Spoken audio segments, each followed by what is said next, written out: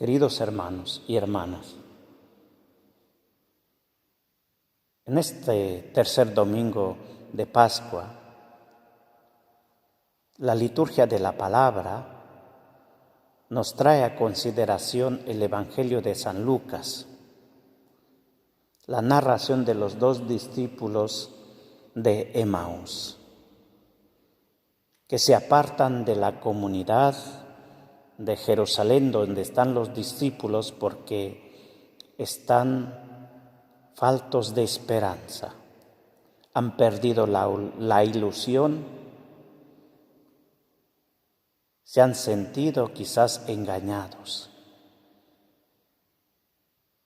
porque habían creído y puesto toda su confianza en Jesús, que habían pensado que Él tendría que vencer a sus enemigos a través del poder, utilizando su poder, como ellos tantas veces habían constatado que Jesús podía curar a los enfermos, podía hacer calmar la tempestad. Muchas maravillas habían visto. El golpe que tuvieron no fue tan fácil de superar, porque un maestro así con tal poder, que haya muerto en una cruz como un malhechor, no era muy fácil de aceptar. Y ellos mismos manifiestan esta desilusión al mismo maestro que le sale al encuentro. Nosotros esperábamos que Él fuera el liberador de Israel. Jesús a estos 2 discípulos los acompaña, no los deja solos. En este momento de desilusión y falta de esperanza, Él los acompaña.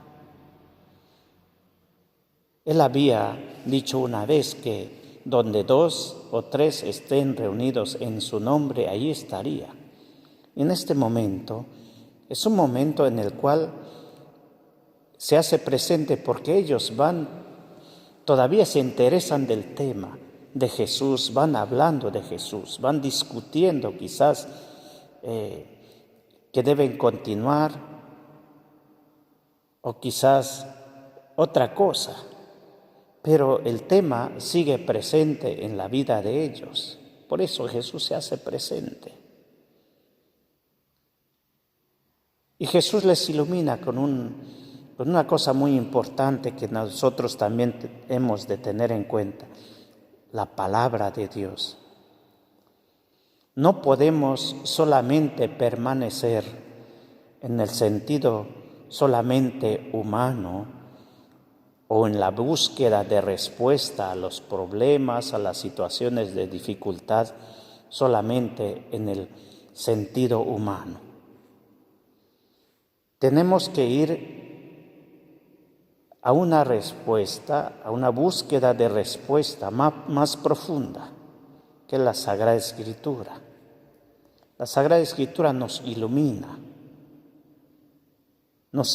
y nos transforma.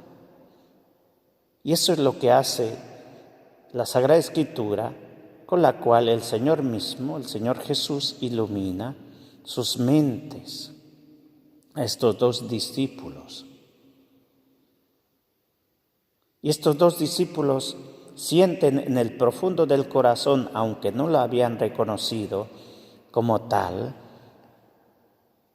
como Jesús, el Maestro, sienten en el corazón la necesidad de invitarlo. No es simplemente que a ellos se les haya ocurrido decir, quédate con nosotros. De alguna manera, en el profundo de su corazón sentían esa necesidad de decirle al Señor, quédate con nosotros. Porque no bastaba con que las palabras de la Sagrada Escritura hubiese iluminado sus mentes, su corazón, sino que el mismo Señor Jesús quedase en su corazón. Por eso le dicen: Señor, quédate con nosotros, que se hace tarde. Es una pequeña oración que el Señor escucha y se queda con ellos, y es donde descubren que era el mismo Señor el que los había acompañado durante el camino. Porque Jesús no olvida a sus discípulos, sino que en todo momento los acompaña, también en el momento del dolor y del sufrimiento. Y Jesús permanece con ellos y adquieren con esa presencia de Jesús al partir el pan, adquieren una fuerza grande que son capaces de volver a Jerusalén. Jerusalén era un punto de encuentro de todos los discípulos, donde ellos debían testimoniar a Jesús resucitado. Allí había ocurrido todo.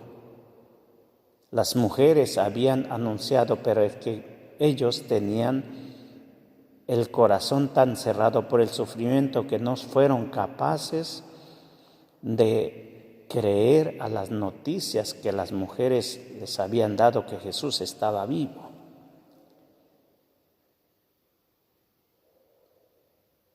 Y ahora tienen que retornar a Jerusalén, donde la comunidad cristiana ya había dado ese testimonio.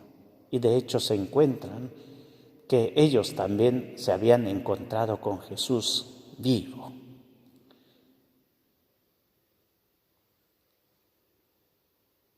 Ningún cristiano hoy puede ir a solas, por sí, por su cuenta propia, en el camino de la vida. De cualquier modo, tiene que encontrar una comunidad, esta comunidad cristiana que hoy cree, celebra, escucha la palabra de Dios.